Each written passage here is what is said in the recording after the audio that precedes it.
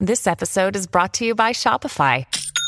Forget the frustration of picking commerce platforms when you switch your business to Shopify, the global commerce platform that supercharges your selling wherever you sell. With Shopify, you'll harness the same intuitive features, trusted apps, and powerful analytics used by the world's leading brands. Sign up today for your $1 per month trial period at shopify.com/tech, all lowercase. That's shopify.com/tech. I knew it was gonna be a bad night the second I woke up in my office, covered in pretzels and rum. That's my go-to depression nap. Salty tongue tinglers and the sour kiss of yo-ho oblivion. Should I be able to better handle this after being a private gumshoe for nearly a decade? You bet your lily white keister, but the streets are hard, and the rain smells like missed opportunity and pissed off clients. That's why they call me Hard-Nosed Mike Miller, a simple name for a simple man, one who's covered rent for close to a decade by solving problems that no one else wants to solve.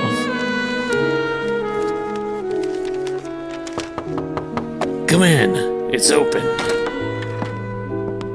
Are you Mike Miller, detective for hire? You betcha. She was trouble. I could tell by the way she said my name. She was too used to whispering and walking. Mr. Miller, I have a problem. They rarely come to see me for birthday clowning, even though I did go to an accredited clown college and studied the French art of mime. My husband is missing. These are my least favorite cases. They're always messy, always emotional, always sexual. Someone is always getting screwed. I just pray the money's good enough that it's not me. Go on. His name is Jamal Wolverton Bridge. He's a high school teacher. Not as fancy as a mime, but he works at Doc Plumington High. He hasn't come home in 2 weeks. What are the odds he's run off with a student and we're gonna find him on the wrong end of a Chris Hansen interview? How dare you? How could you ask me that question? The fact that she was feigning so much shock means one of two things. She thinks he's run off with some poor kiddo getting the 23 Skidoo special, or she off the poor sap for insurance money. In my experience, it's more often than not the concerned wife's fault. Learned that one the hard way. It's just part of the job, ma'am. Don't take it personal. I'm just worried about my husband, Mr. Miller. Please, my friends call me Hard-Nosed Mike Miller. Are we friends now, Mr. Miller? We will be if you play your cards right. You know the best way to start this off on the right foot. What?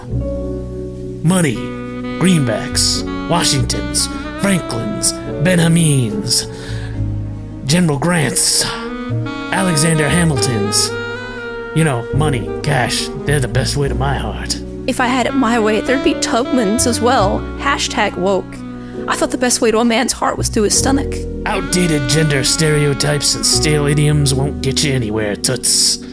Well, then I guess we just have to make our relationship official. I'll do my best. Finding your husband won't be easy, but if he's alive, I'll find him. A twinge of sadness flickered across the back of her eyes when I said the word alive. She knows she's never gonna see him again.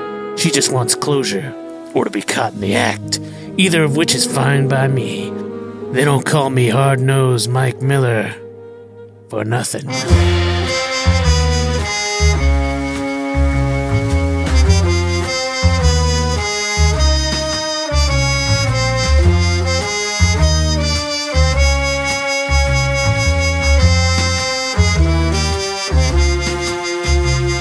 The ins and outs will walk you through. The nitty-gritty we'll get down to. There's a clue, follow that lead, and we'll solve the mystery, yeah.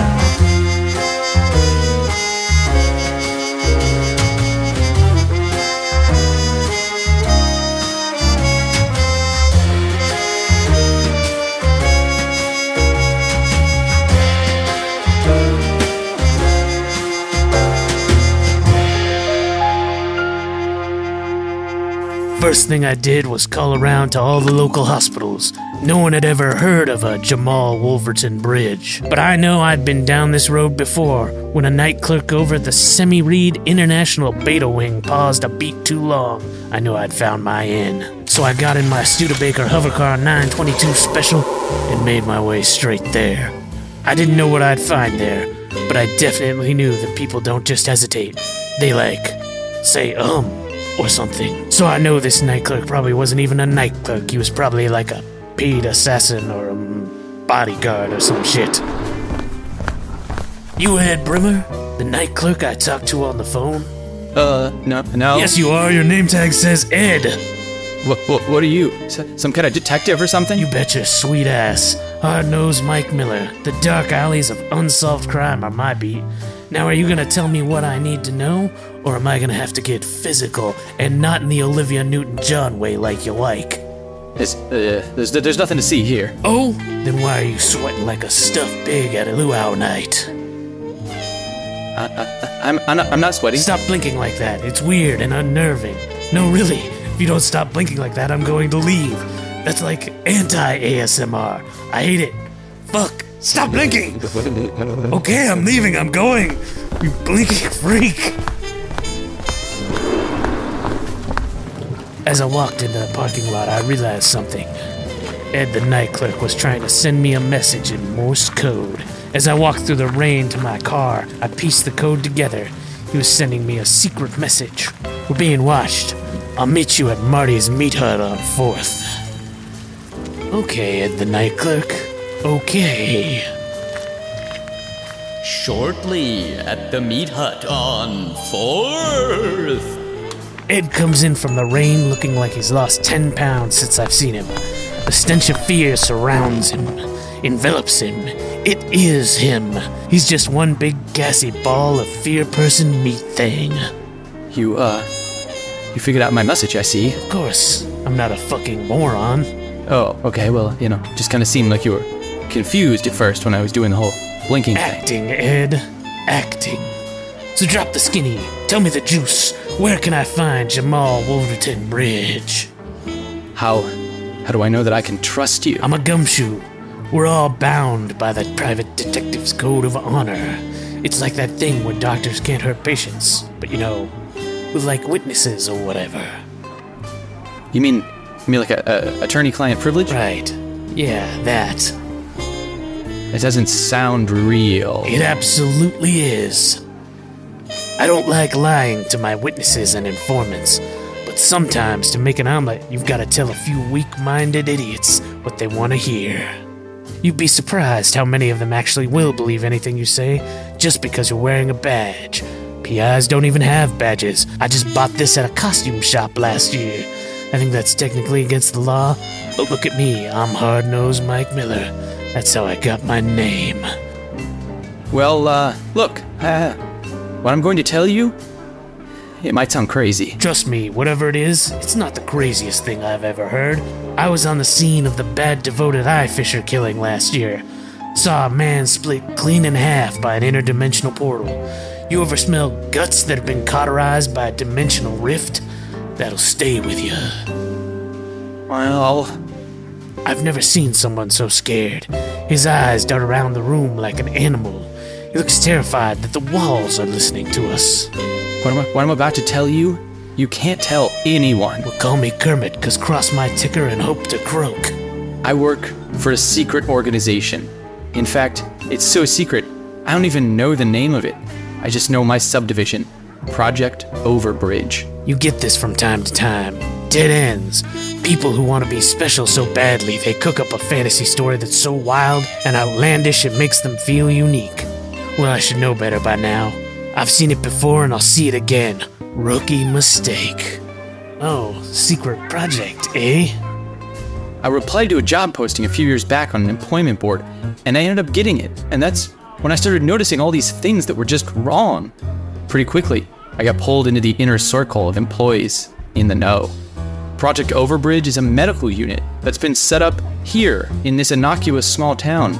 You see, something strange is happening. Tell me all about it. So you've noticed it too. People, they're getting sick and then they're just going missing. Well, that's what Project Overbridge has been tasked with. We're a medical unit that's been helping people. There's been approximately 49 people that have come down with a mysterious radioactive poisoning agent over the last 73 days. We thought, at first, that there must be a rogue agent with a slowly degrading uranium isotope on the run in town, but quickly realized that the poisoning we're seeing isn't something Earth-bound. Or at least, not of this Earth. What are you saying?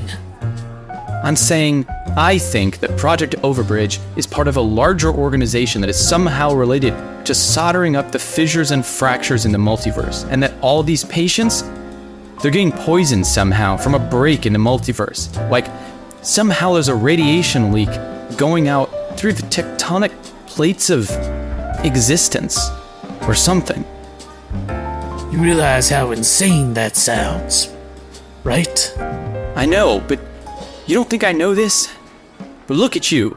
Remember that thing on the news last year, that guy getting bisected by a doorway into another dimension? Maybe that's had an effect. Maybe there's someone out there in this world right now who's from that other dimension but is pretending to be one of us. Maybe that's fucking things up and hurting people. This person could maybe even not know that, you know? Like, they could be walking around thinking they're living a normal life, having a completely average existence, when they're dooming us all to cross-dimensional cancer. He doesn't blink. The whole time he's telling me he doesn't blink. He's sweating. He's trying to tell me the truth. If he's lying, it's something he's been brainwashed into believing. He's a good man, this Ed. He's really convinced about this cross-dimensional hootenanny. But what if he's right? What if his instincts about this Project Overbridge are correct? It's possible. It really is. It's very possible. After what I've seen, what I've smelled, from the bad devoted eye Fisher crime scene last year, anything is possible. So why are you here? Just to get this off your chest? Or are you going to actually help me find Jamal? I brought you this. He produces a small, silver gun-like object. Something I've never seen yet feels instantly familiar. Something my hands want to hold, but my heart recoils from. It's an interdimensional radiation Delta Seeker 43. We use them all the time in Project Overbridge to make sure there's no radiation leaking out of the operation bays. I've retrofitted this to act as something of a tracker. If you use it right, it should lead you to the people you're looking for. He stands up, gives me a sincere nod, and walks out of the room, leaving me with the small silver object. I don't want to use it. I'm scared to turn it on. But I know that if I don't, things are going to get much, much worse. Stay tuned for the continuing adventures of Hard-Nosed Mike Miller, sponsored by Blue Coal. Coal! This time, it's blue! Sometimes you want to light a fire, but it's just weird. It's got a different color, but what if it was blue? Honey, I'm sick of barbecuing with this regular coal. Well, Abner, what do you suggest we do? This is the only coal that they have at the coal store! Well, I just signed up for this new online service and ordered some blue coal. Online? What is this magical shit you talk about, Abner? I just go to the coal store. Shut up and eat this coal. This is just as bad as eating normal coal, but it's blue. I hate you and I want a divorce.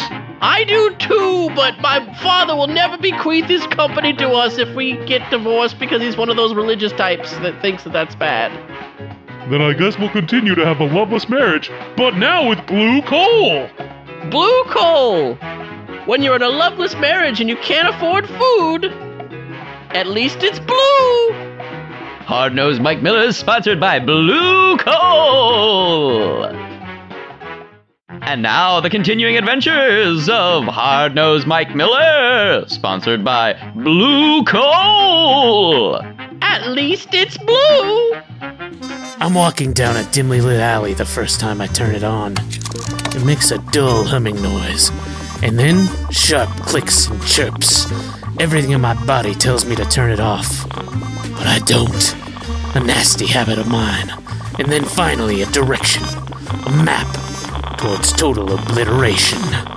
2 days later. Hello? do you want? The name's Hard-Nosed Mike Miller. I'm a private eye.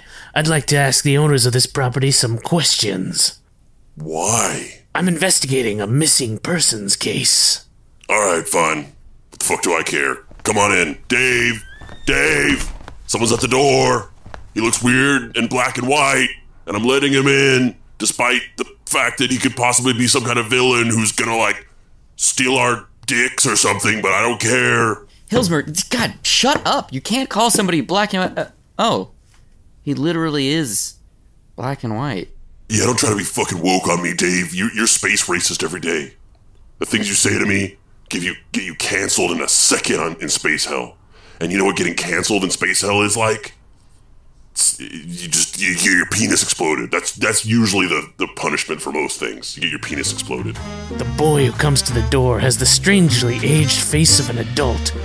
Or he's an adult with that disease that stops you from growing at some point. Hard to know. Progeria? Is that the one? We'll have to look into it. But for now, his sad eyes, the eyes of a soccer coach after his third divorce, and that strangely unconventional body type are off-putting. I want to leave that place, but I have to do my duty and ask him the hard questions that need answers. I can hear inner monologues. It's like a space hell thing, and that was a primo Dave roast. I just want to let you know. Chef's kiss. The little furry felt monster can seem to hear my inner monologues.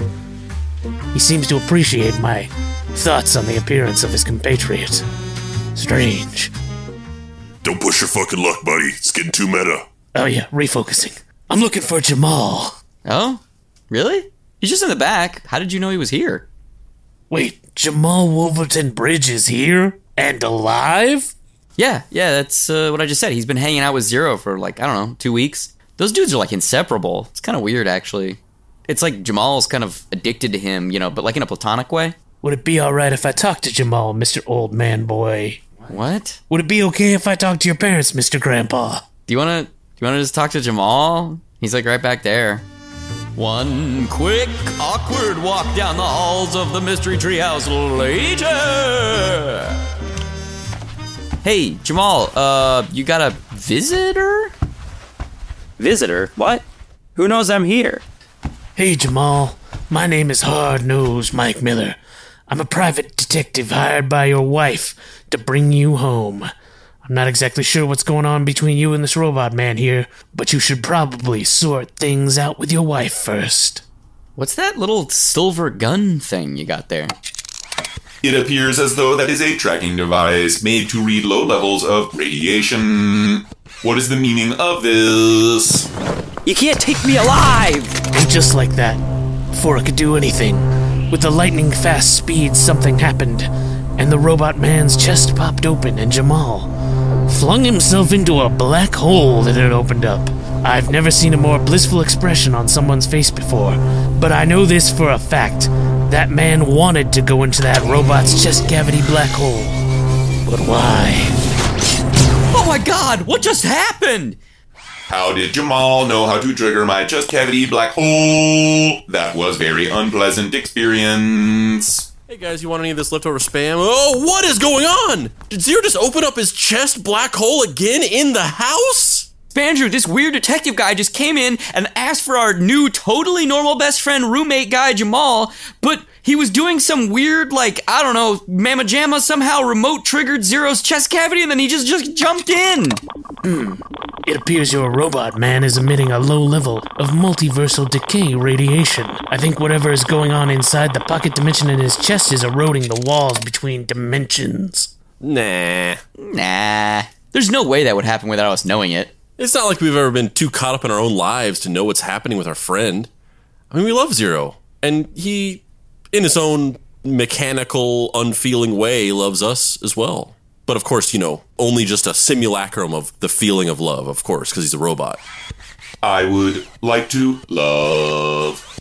Well, my little readout device thing that the guy from Overbridge just gave me says different. I think somehow Jamal got poisoned by the radiation your robot man friend here has been emitting, and then got addicted to it, and has been cozying up to all of you to siphon it off. And now with me here, he knows the jig is up. So they decided to take a Hail Mary, hack the robot man, and try and live inside the black hole, which is obviously what's producing all that radiation leakage.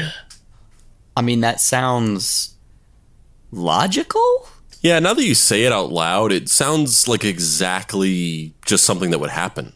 The likelihood that it's not that is actually probably slimmer. So what? We just, go inside the black hole too and get Jamal back? I mean, he obviously just needs help. Hell yes. Another good old-fashioned Mystery Treehouse adventure is afoot. No, not you, weird baby man. You make me very uncomfortable. You, tall, goofy, eye-patch-looking idiot. It's you and me. And you, small elf, like he's a stunt double from the wrong period, Benjamin Button, you're staying here. I don't trust you. Why are we listening to this guy?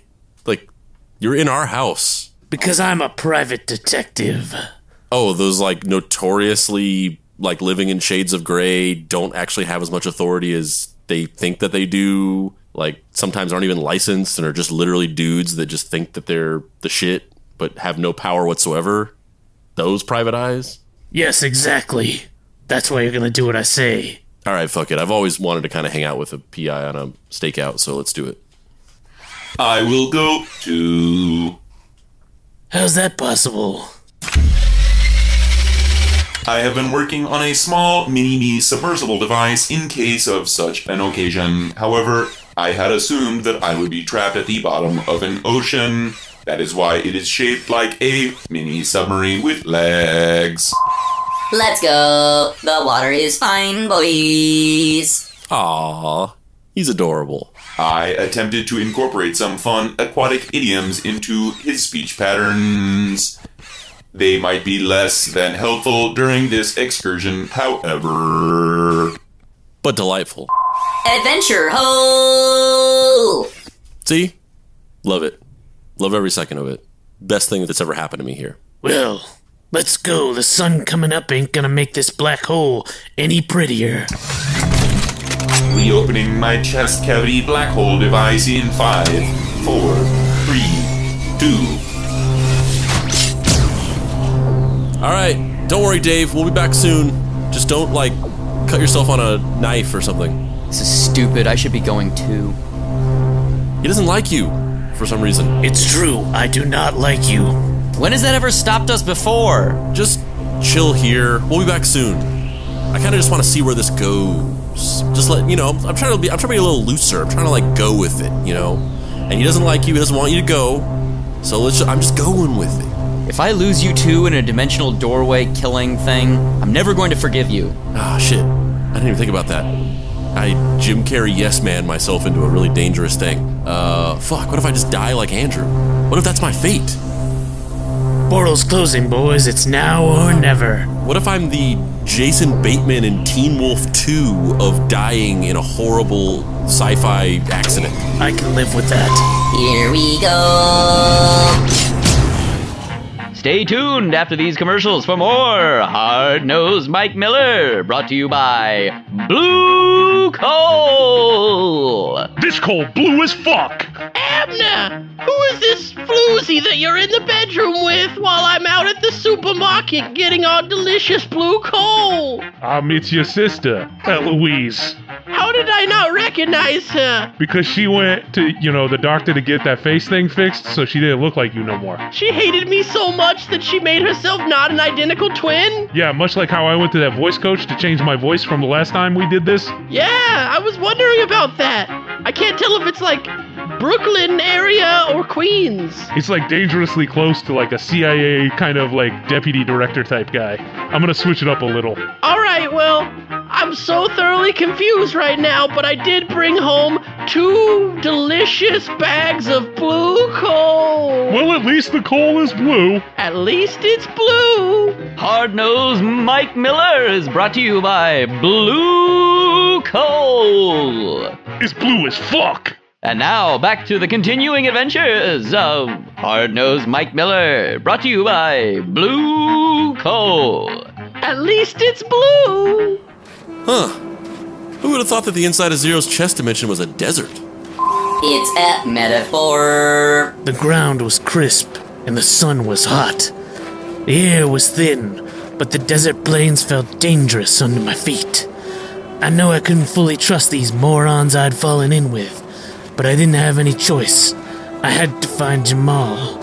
It was the only action worth taking. God, what I wouldn't give for some pretzels and rum. What? I didn't say anything. I could have sworn I heard something. Like, it was like almost like your eyebrows were like monologuing. We walked for hours. We found small encampments of creatures. Most seemed to be minimally intelligent, but no sign of Jamal. Oh man, Mr. Detective Guy, can you wait up? What do you want, kid? I feel like it's important to let you know that we might run into some unsavory types. Not totally sure what that will mean or if they're even alive, but I know at least Puppers von Buelzenbark and Tansateo were marooned here over the course of Zero being a roommate at the Mystery Treehouse. Who are they? Oh, you don't listen to the show? Well, Puppers von Buelzenbark was like this weird fascistic bulldog man with a funny accent. He was pretty cute, actually. Tansateo was like this demon thing from Space Hell who had a dick mouth and sang really horrible songs out of his dick mouths. God, I can't stop saying the phrase dick mouth. It's horrible. Every time I say it, I can taste it in my mouth. Oh, dick mouth, dick mouth, dick mouth. You're an idiot. Oh, it doesn't change how gross it is to say the words dick and mouth together. Oh, God. Visceral imagery. Can't you just see it in your mind's... Oh, God. He looked like he was really envisioning a dick mouth in his mind's eye. Kid, I recommend stepping away from me right now. Oh, God, sorry. I got on a spiral there. I couldn't pull out of that.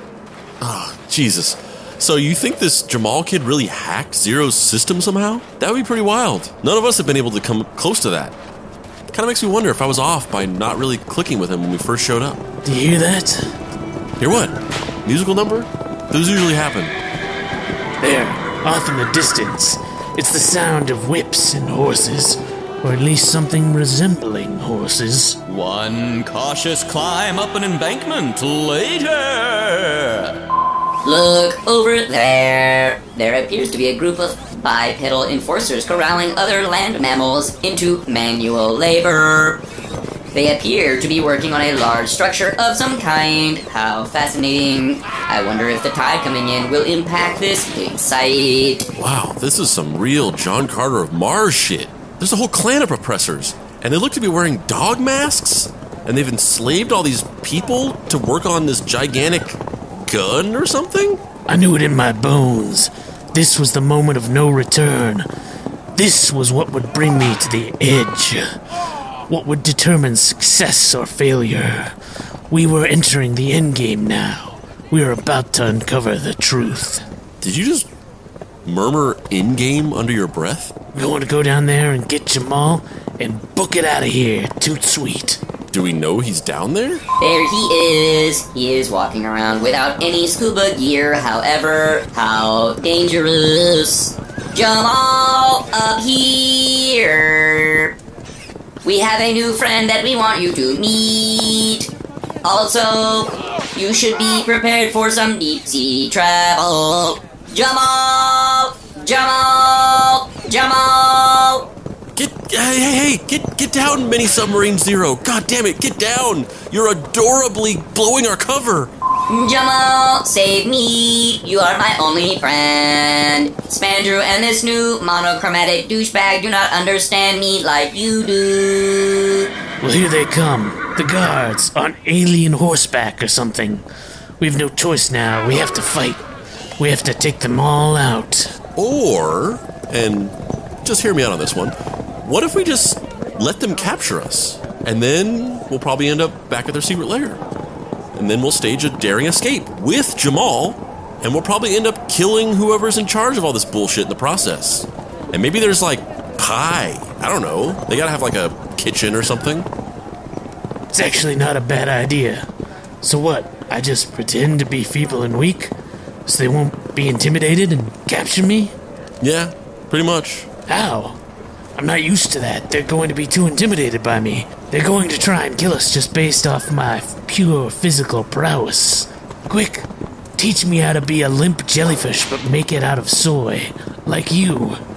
Bro, you're built like a dude from the 1940s who survives on nothing but cigarettes and whiskey. I could make you blow into a paper bag to death. But you're amazing at appearing as though you're uncomfortable in your own body and a complete waste of meat. Who hurt you? We don't have time to list them off. Here they come. Tell me how to be a peon. I'm gonna pee on you. One quick rifle butt to the face and awkward alien horseback ride later. You were right, idiot boy. We're in the secret hideout, just like you said. If I was capable of experiencing fear, I would be shaking in my boots right now. I think they're going to deconstruct me and use me as the finishing pieces of technology for whatever it is that they are building. Don't worry, Mini Zero, buddy. I'll protect you. Besides, are you glad now that you don't have emotions? You don't have to really feel this horrible sense of impending doom that we're all experiencing, even though we're probably going to be okay because we're all main characters. I mean, if they smashed your head in and took you apart and turned you into a bunch of little electric toothbrushes, you literally wouldn't care. It wouldn't make a difference to you. Actually, not feeling it is worse. I have the circuitry to know how I should be feeling, and the contextual knowledge to understand why I should be feeling it, but I just don't. It's like a waking life of pure impotency. I know that you and Dave see me as a bit of a simple being, and that might even be true sometimes. I take solace in my numbers and in my identification protocols, but that's just a distraction from the more immediate truth. Not feeling is not existing. And it's just made even harder because the subconscious behavior of all of the roommates accentuates this paradigm.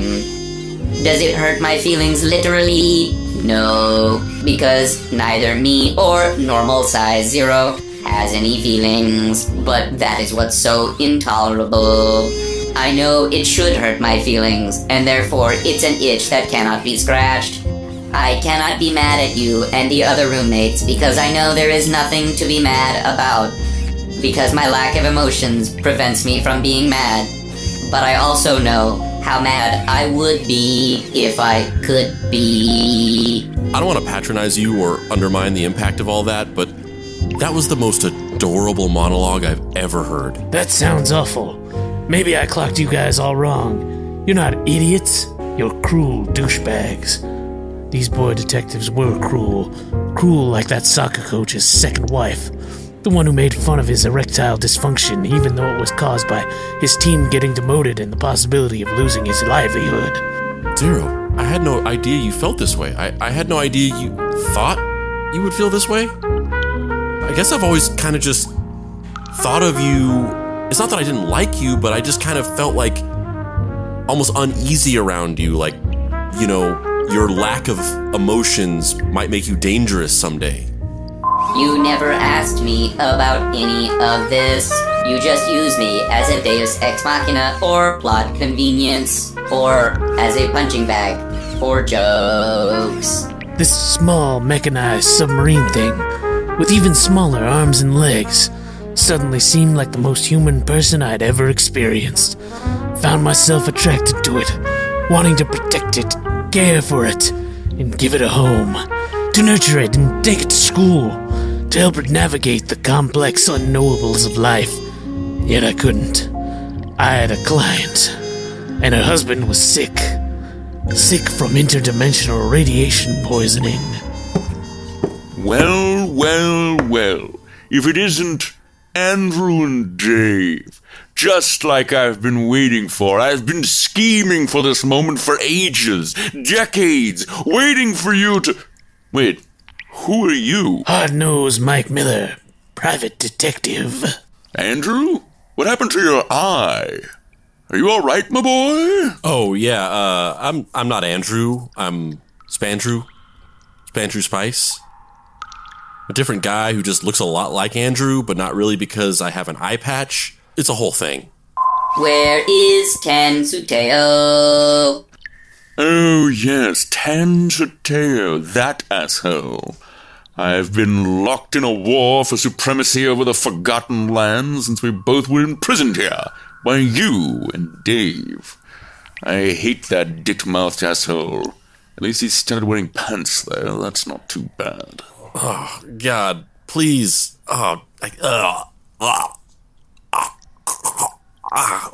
Please don't say that anymore. Please stop.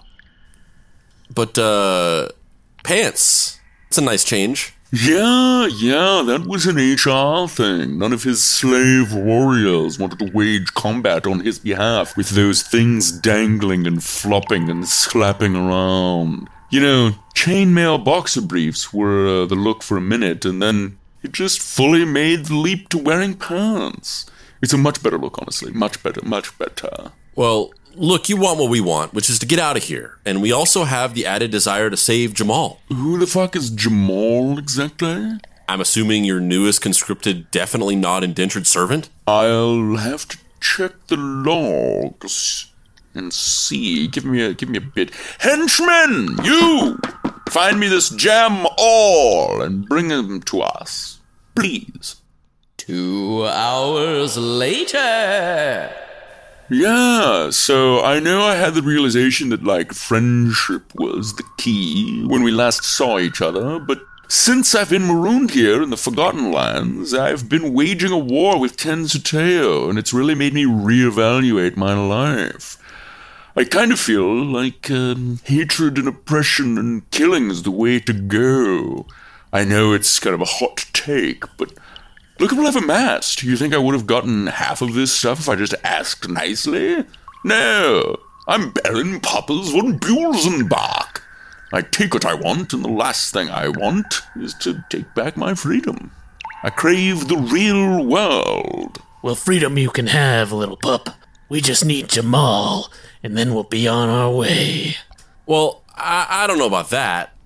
Puppers is like a low-key maniac. We can't just let him loose on the world. You think him and Kanye get in the same room and shit just stays normal? What are you talking about, idiot boy? On one hand, we have all of reality, possibly unmaking itself because the walls between dimensions are being eroded by that stupid robot. I am right here. You just said you don't have any feelings. And on the other hand, you've got a dog guy who's gonna kill like a few hundred people tops. I'll help you recapture him when we get back topside. Right here as well? Come on, I'm lobbying to get you out of here. I am gonna help you recapture him, though. Who cares if he's right there? So, we just need to figure out how to do exactly what we need to do to fix this cosmic mess we're in, and then call it a fucking day. I didn't know if anything I had said had made any sense. I was swimming well beyond my depth. But I knew one thing. I wanted to get out of this pocket dimension alive and with Jamal. After that, I'd sort it out later. And thankfully, after a tense moment of silence, the small dog man said, Okay, an alliance it will be. One quick search and eventual finding of Jamal in the bathrooms, cowering in fear later. Oh my god, I'm so glad to see you guys. Jesus Christ, the things they've made me do here. And hey, little baby Zero? That's amazing. He's like a little small submarine. You guys, wait, what? You guys are here to take me back, right? We're going to the surface? We're getting out of here? Please. I love this. Oh my god, I'm so glad to see you guys. Becoming one with Zero, it's not all that you think it's going to be. It's horrible. But I'm really glad that you're here. This is going to make awesome. This is great. You seem like you're a bit of a rash person. I'll put it that way. One quick brainstorming of a plan to create a device to reverse the polarity of the radiation that Jamal was leaking later. Do we really think that this is going to work, though? I have no idea, but it's the closest we can all get to going home, so... There does appear to be a mathematical rounding error. I'm finding 0.69 delta-terts that are unaccounted for. That's nothing, I'm sure. Just, round it off. It'll be fine. That's how that works, right? But, anyway, aside from that little hiccup, little bubble, we just pop it with some rounding. Before we give this thing a shot, I need to have a heart-to-heart with you puppers. Yes? We've just built a device that's going to propel us back up the dimensional slipstream, back to reality. Jamal needs medical attention. We need you to actually help us, not fight us. Usually this big narrative episode ends with a massive fight, tons of robots and dumb shit. We're not doing that right now, okay? There's a lot on the line, all right? No double-crossing us with like a slave army as we're all about to eject from this hellhole. No, like, reaching into your cuff and pulling out some little, like, Derringer gun and, like, shooting me in my other eye and leaving me with no eyes. Some weird bullshit like that. We're just gonna leave like normal people, all right? You have my word. I will not call in an army to kill you. I just want out of this place and to never see Tan's chair ever again. Okay, I can promise that will happen if you keep your end of the deal. But we're still gonna, like, beat you up and recapture you when we leave, though. 1 15-minute walk to a hastily assembled super science device later! Okay, everyone, strap in. I'm ready. Reaching depths. I just want to go home. I just want to see my wife. And actually, I'm gonna kind of miss this Forgotten Lands thing. There was some really good stuff that happened. But also, oh my god, get me the fuck out of here. I'm prepared for whatever happens next. Launch in 3, 2, 1. As we strapped into this infernal contraption, I found myself wondering, was this the right choice? Could I entrust my life to a psychotic bulldog man? Could I really handle the physical strain of going back through the portal? I could have just stayed here, in the Forgotten Lands, and been a king. But then I thought of my client and her husband, and I knew this was what I needed to do. Bro, shut up. We can all hear you. And just like that, we were enveloped in a bright beam of light. It felt like looking into the face of God. Every part of my body experienced true joy. Gravity stopped existing. We all started to float, and in the blink of an eye, we were skyrocketing through nothing. And then it occurred to me, who was going to take over Puppers von Busselbach's empire without him being around? And then I looked down and saw a weird alien-looking guy with 4 arms, 4 eyes, and 4 eye patches, and a name tag that said Qualm on it. Safe travels, assholes. As existence peeled away from us, I witnessed my own birth, death, and rebirth. I saw the edge of our dimension. I saw the end of time. And then I heard it.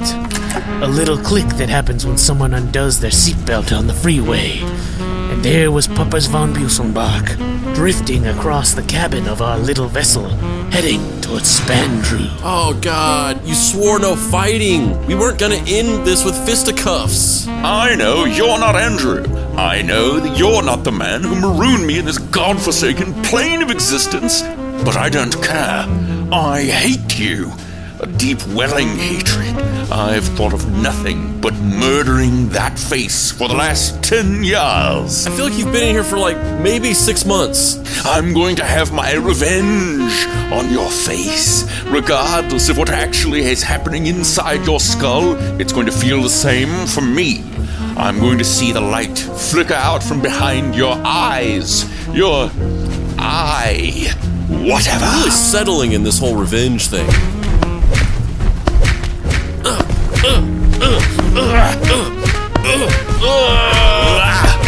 Stop. God. You have butt breath. You have butt breath.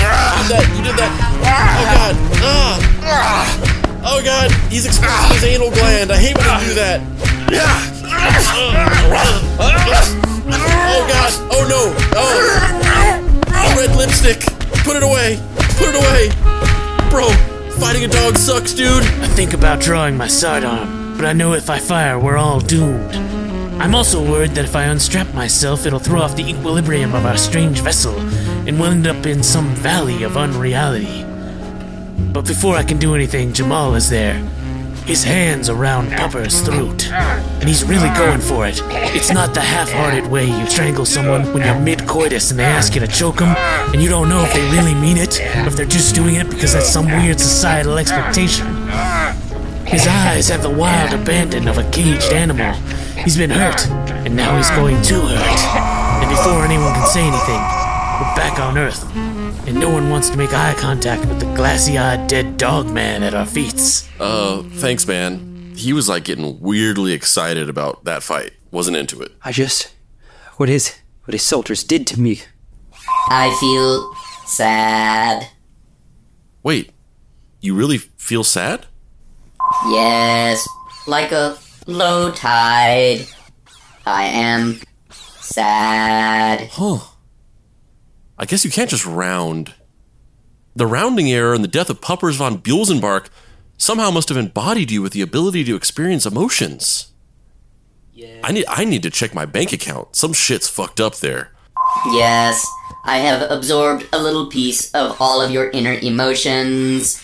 Tragically, it seems that the one that bonds all of us together is sadness.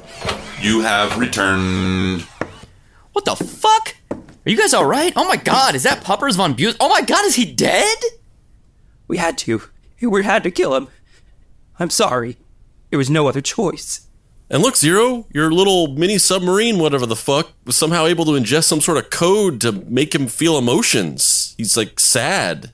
I feel sad. We feel sad. Ah, yes. I have experienced this before in my travels through the Betelon Nebula. It is an emotional echo that will quickly dissipate. It is merely a reminder of what we will never truly possess. And that's why you have to leave town, ma'am. You and Jamal. The Zeros, Mini and Major, performed a surgery on Jamal to implant an anti-alternate dimensional homing beacon in him that should counteract the radiation.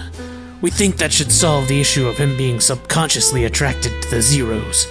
However, you may want to be as far away from them as possible, in my estimation. Thank you, Mr. Miller. Mike.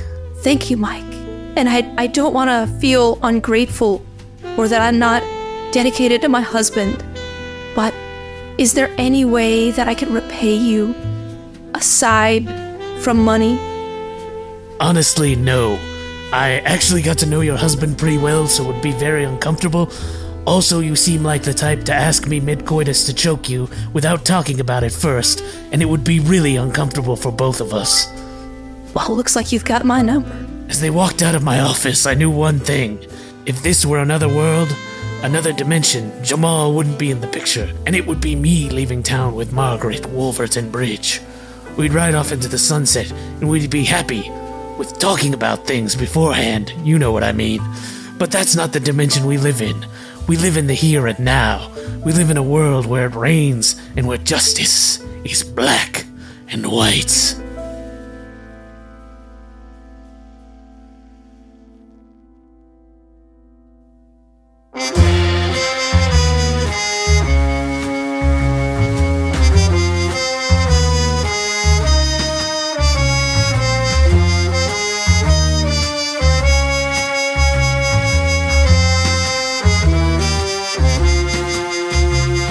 The ins and outs will walk you through. The nitty gritty will get down to. There's a clue, follow that lead, and we'll solve the mystery, yeah.